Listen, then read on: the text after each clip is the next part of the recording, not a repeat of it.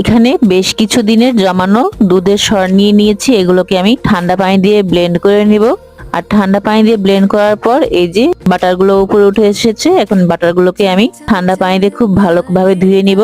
2-3 বার করে ঠান্ডা পানি দিয়ে খুব ভালোভাবে বাটারগুলোকে ধুয়ে নিতে হবে যাতে কোনো দুধ না থাকে। আর পানিগুলো চিপে চিপে নিয়ে এরপরে আমি একটা প্যানের মধ্যে দিয়ে দিচ্ছি চুলায় বসিয়ে। তারপর আমি এগুলোকে খুব ভালোভাবে নাড়তে থাকবো। বেশ কিছুক্ষণ সময় নিয়ে চুলার আঁচটা মিডিয়াম টু লোতে দিয়ে নাড়তে থাকতে হবে। বাটার থেকে আস্তে আস্তে ঘিগুলো বের হয়ে আসবে, এর জন্য একটু নাড়তে থাকতে হবে। আর নাড়াচাড়া না করলে নিচে দিয়ে লেগে যাবে। এই তো নাড়তে নাড়তে আমার ঘিটা তৈরি হয়ে গেছে, বাটার থেকে ঘিটা সম্পূর্ণভাবে আলাদা হয়ে গেছে। এখন এগুলোকে ঠান্ডা করে আমি একটা ছাঁকনি দিয়ে ছেঁকে এয়ারটাইট বক্সে নিয়ে নিব। এই তো ব্যাস হয়ে গেল আমার সুস্বাদু মজাদার দানাদার ঘি। এভাবে আপনারাও বাসায় বানিয়ে নিতে পারবেন, একদম খাঁটি ঘি।